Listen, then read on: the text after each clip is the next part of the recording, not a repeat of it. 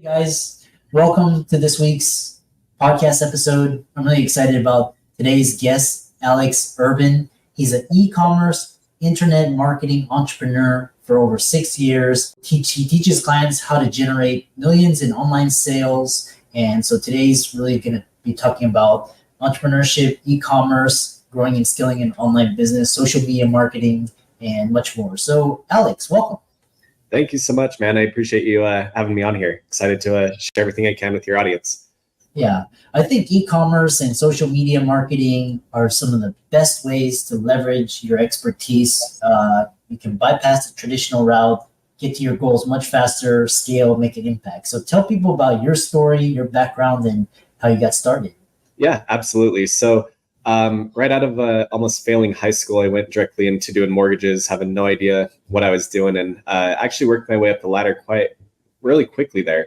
And I got to a point one day where I was like staring at my gray cubicle wall, listening to the phones ring, and I was just like, bro, this is like not meant for me anymore. Like this life is horrible. I do not want to be here anymore. I don't want to sit in this office anymore. It's time to make a change. And at that time, I started hearing a lot of things go around about social media marketing. And it really piqued my interest because I knew at that time is like the social media platforms like Facebook and Instagram started like trending. Everybody started having Facebook. Everybody started having Instagram. I'm like, there's a lot of potential here.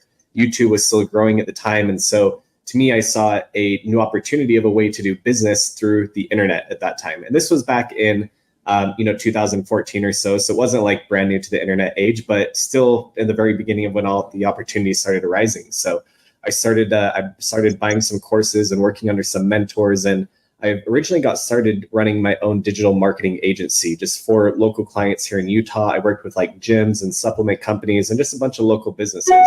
Well, it turned out that they unfortunately didn't have the ad budget to push to do what I wanted to do with my social media marketing skills. And it was still kind of new at the time, so it was very foreign compared to like throwing up a billboard or pushing out mailers or whatever you do. I decided I was like, there's got to be a better way to do this. So I actually found out about Shopify through some forums or Facebook groups online. And I was like, wow, this is cool. I can like run my own business, use my own skills that I've already learned how to do with the marketing agency and leverage it with my own business. So theoretically, if I'm good at what I do, this will work. So I figured out that you can start drop shipping stuff, from AliExpress. And so I opened up my very first ever e-commerce business, which was actually a jewelry store. And I started actually selling wine necklaces. It literally had like a little wine glass on it, with a little crystal on it. And I started selling those and I started getting more and more and more traction. All of a sudden I was like, wow, there's a lot of opportunity here to actually grow, scale, and build a business online and be able to do it from wherever in the world that I wanted to. So one thing led to another. I ended up at some mastermind events, actually ended up shutting down that store after a while to go work for a mentor under his jewelry company, which at that time was doing, I think, like $700,000 or so a month in revenue. And so he plugged me in, showed me the ins and outs of like running a big operation. I got to learn everything from how to run ads, how to do email marketing, how to do SMS marketing, how to build your own app, how to do customer service, fulfillment, backend integration, systems, processes, everything like that. And after a few years of working with him and having some great success, I then moved on to building my own jewelry company, my own marketing agency again. And then after that, I was like, I'm kind of tired of selling jewelry to old women at that point because I was still selling jewelry, and I decided to make a leap. And then I partnered up with one of my coaches and mentors at the time. He had an apparel brand that he wanted to get started. They had done roughly $60,000 in online sales through the entire lifetime from 2014 to 2020. Just through his personal brand online, he had a pretty big following. And then he decided to give me a 90-day shot to see if I knew what I was doing. Within the first 90 days, I helped the store generate $960,000 in revenue. So it's safe to say that I ended up getting the job there. And over the 3 years I worked with them, we were one of the fastest growing American-based apparel companies out there. And we took it from zero to $19.6 million in the 3 years that I was there, selling $35 t-shirts and hats. And then after that, I decided, I got to get on my own venture again. So I actually left that job about 3 months ago and started my own e-commerce business, started coaching and consulting for other businesses. And now we're here today. So, 6-7 years later, $30 million in online sales generated, and we're here today.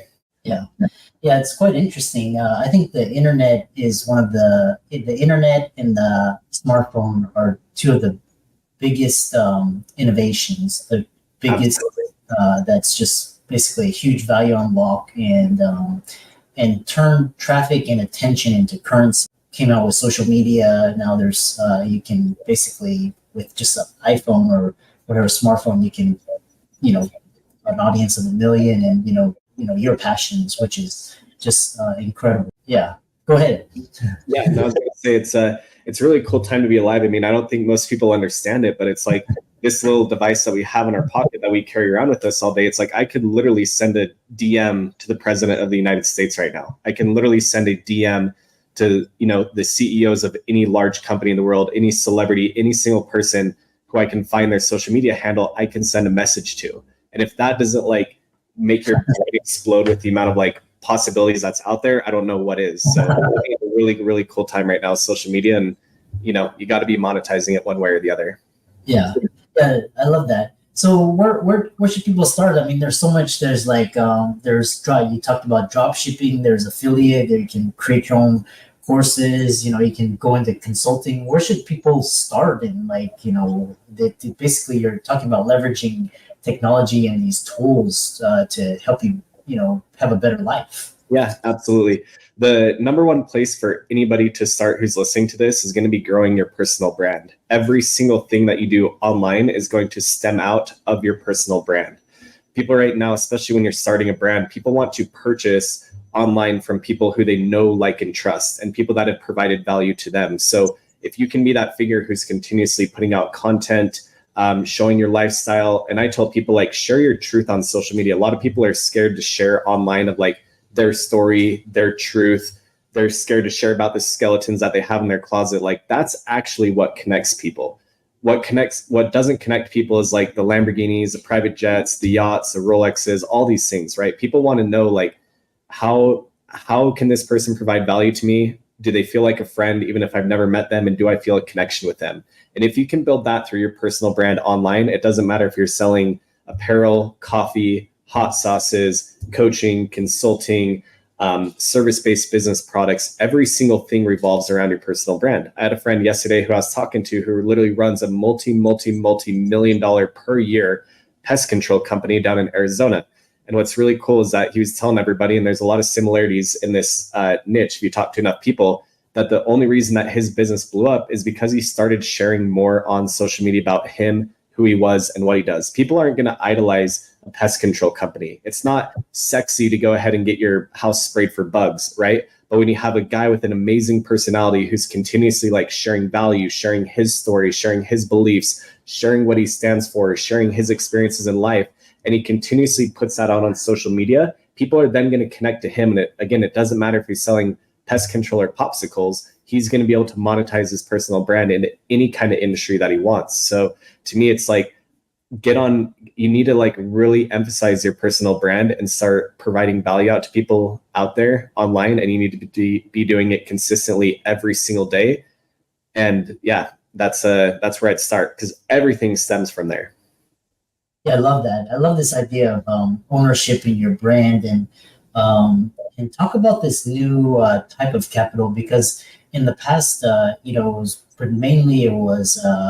financial capital, and then it was political capital. But in this day and age, it's all about relationship capital and social currency, and like the younger generation understands this and knows how to use it. But talk about that for the kind of the older listeners out there. Oh, 100%. We live in right now in an attention economy, right? So if we want to take a few steps back, like if you're trying to sell a product back in the day or grow a business back in the day, right? Business is 1 + 1 = 2, right? A product plus enough eyeballs equals sales. It doesn't matter what you're doing, but it's like the eyeballs, the attention is what fuels your company. It's like the gas on the fire that actually gets you the sales. So where we've transitioned to over time now is that you having a personal brand online have the ability to have as much attention as you want in the click of a few buttons, where you can have thousands, tens of thousands, or even millions of people watching you by simply putting out a picture, an image, a post, a video.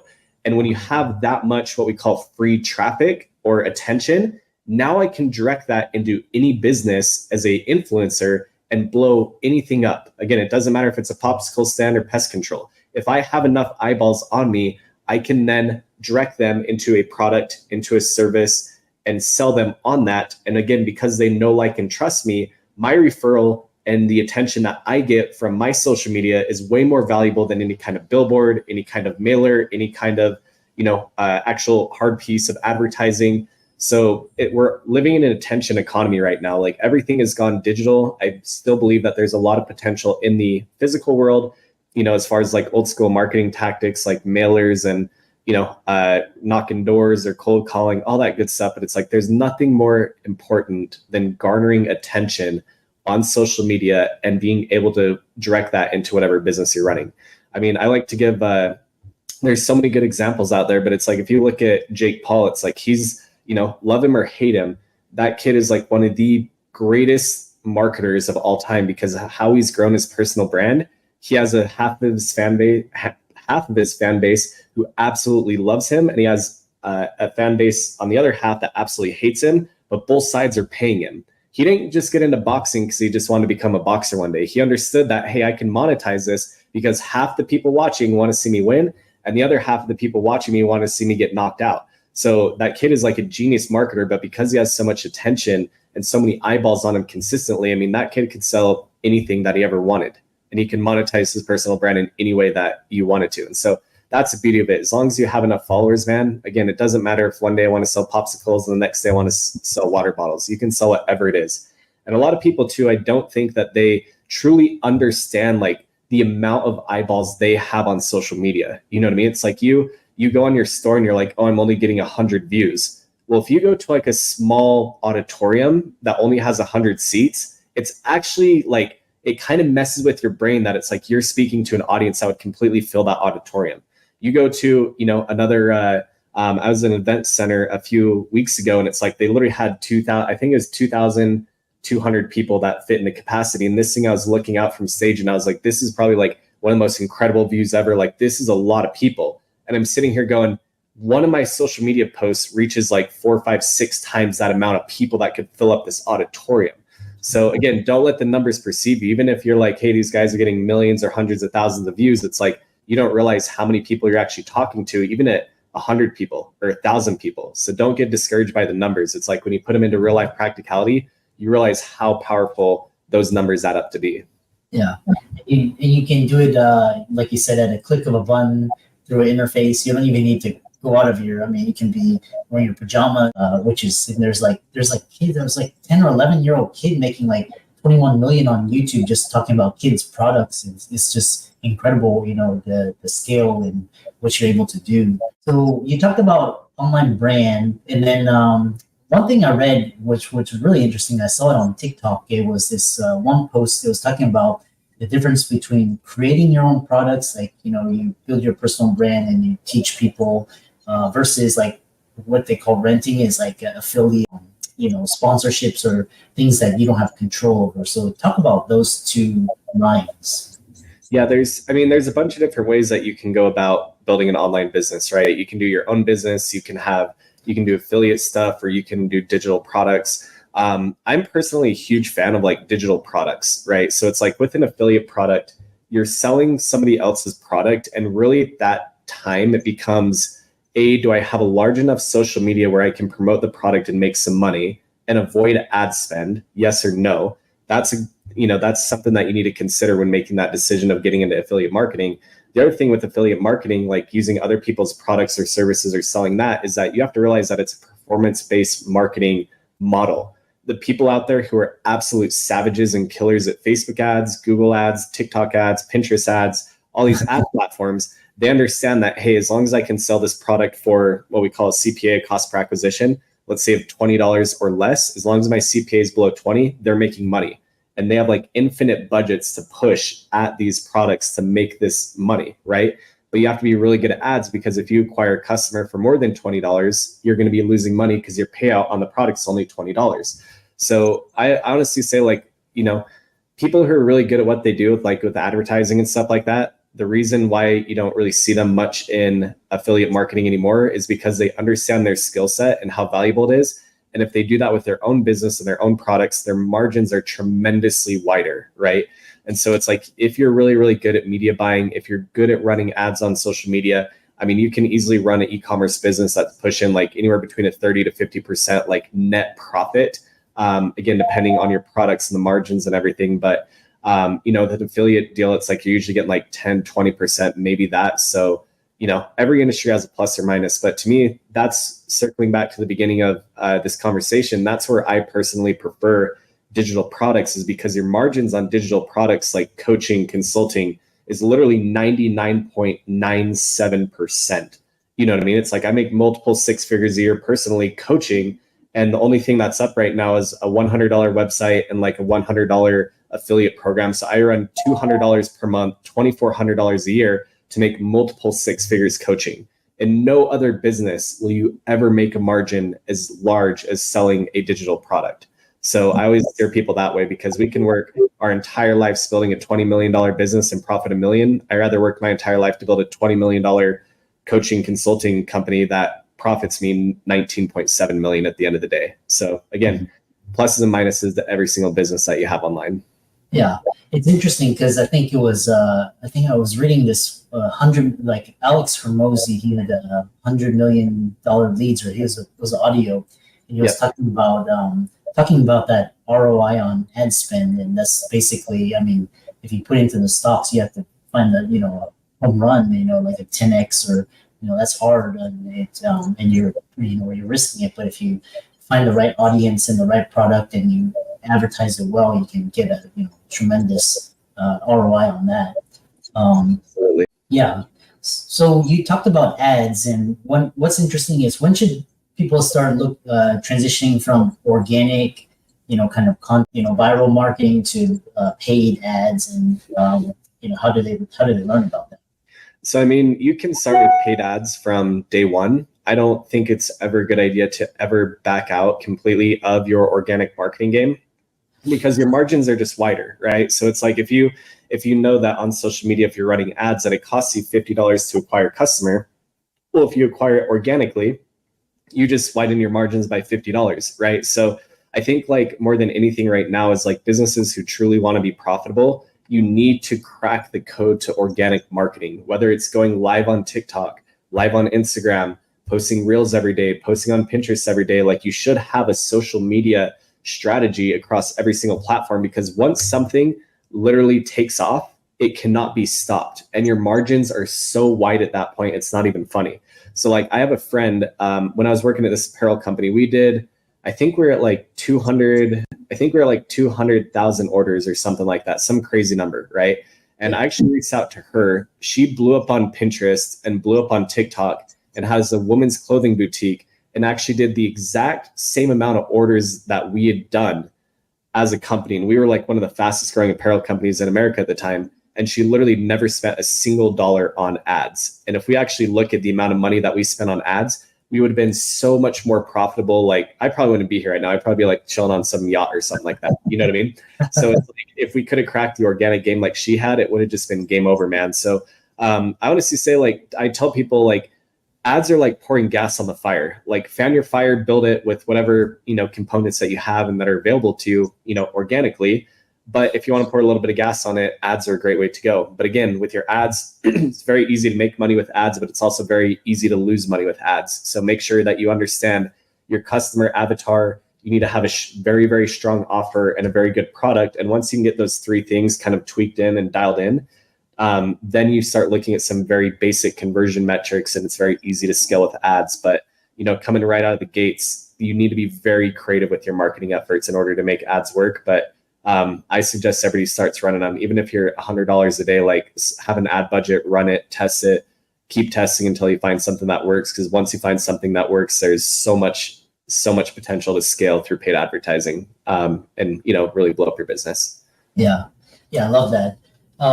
As we kind of come to the end, one thing what's interesting is I was just hanging out with my niece and nephew over the weekend, and they actually when they go to search for things, they don't go to Google, they go to like TikTok or Instagram, or like if they want to search for news, they'll go to Twitter. So talk about like this kind of new way of search, and people getting information from micro influencers, content creators, all of that.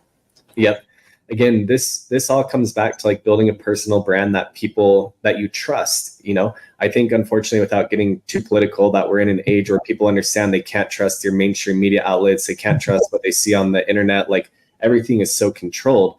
And I think that after people have kind of been manipulated for so long and kind of lied to, that now the only people that they're trusting are people that they find online who are not, financially backed by all these large corporations. So it's like one of the largest news accounts in the world, literally largest news account in the world, is actually this British kid on TikTok, and he's pushing out news every single day. And the amount of views that he gets on there would literally make, like, it would cripple like so many other news companies. It's insane. But again, if you build a brand that people, they trust you and you provide value to them, it's like you're then going to be their go-to resource where, they're going to search for something. If I want to know how to make bread, for example, like some fancy dinner bread, literally there's this girl on Instagram that I follow, and she makes like the best, most mouth-watering bread in the world. I don't go to Pinterest anymore to look for recipes. I don't go to Google. I go to her Instagram account because I just see it every day. And I'm like, yo, I want to make this like jalapeno ciabatta bread because it looks amazing, right? Like, she's my go-to source for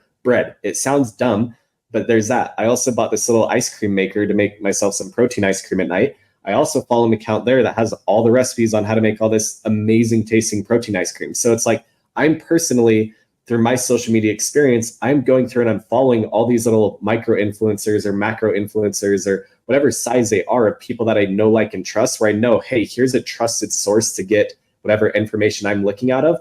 And I don't ever turn on the TV anymore. I don't ever look at news anymore. I don't even watch like articles on YouTube. It's like, I'm literally only following the sources in which I trust to get my information from. And I feel like that's slowly starting to, grow amongst all different crowds. I know definitely right now, if you're like 18 to 30, let's say, it's like, that's all you're doing. But anybody who's like 30 or above listening to this going, what about the news or Google? It's like, the world is evolving. And all of a sudden, next thing you know, you're going to be watching some British kid on TikTok getting your news from them. And that's just going to be the normal way of life. So, continue to build that personal brand, because again, you can be the go-to source for anything. It doesn't matter if you're a dentist, a real estate agent, a mortgage loan officer, a barber, a chef, a stock guru. It's like, if you can really build that audience, you're going to be the go-to source, and you will literally be financially abundant the rest of your life if you can turn yourself into that source for people. Yeah. It's interesting because like Tucker Carlson, what's interesting is after he left Fox, I think his like max views was like 3.8 million views or something. But then he went on to Twitter. His interview got like 40 million.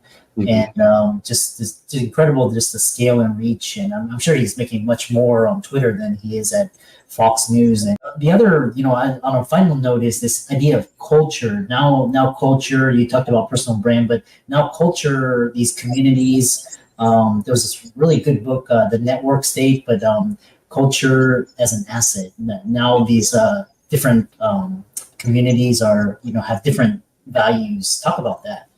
Yeah. So I think, this is something that we built very well with the apparel brand that I was working with, is that people are tribal at the end of the day. Like, people want to belong to something. So whether you connect them through a physical vessel, like a t-shirt with a message on it, whether you connect them through, a coaching group where they build and grow together, it's like people want to belong to something. And if you can have these community of people within you, you can empower them in numbers to do some amazing and incredible things. So again, I think everybody wants to belong to something. And we can even look at this at like a very basic level too, of like sports teams. Like, people are very cultish, and there's communities around just a sports team following, right? But again, that's a community that they feel that they're belonging to. And it's like, how much money does that community of Yankees fans make the actual Yankees every single year? The Yankees wouldn't even be funded to even pay their players if they didn't have that community that supports and backs them. So it's important, like, no matter what niche you're in, to build that community. It doesn't matter, again, if you're like a local yoga teacher or the Yankees. It's like, you should have some type of like culture or community that people can follow along, that you are leading, again, through kind of your personal brand, because that is a huge asset, is to have like a large amount of people gathering around a similar share in like beliefs and values and whatnot, congregating together. It's incredibly important. So, that's kind of like step 2 of a personal brand. It's like, number 1, you kind of put yourself out there and you're the leader, but then you all of a sudden create your little community and culture under you. And then from there, you know what I mean? The sky's the limit, man. But those two things are the most powerful assets that anybody in this world could possibly have. Yeah, it's like a online worldwide Rolodex. Yeah, awesome. How can people contact you, check out your social media, follow you, reach out to you, etc.? Yeah, of course. The best way to reach out to me or find anything is all through Instagram. That's kind of my main point of hub. So my Instagram is at Alex Irby. That's AL.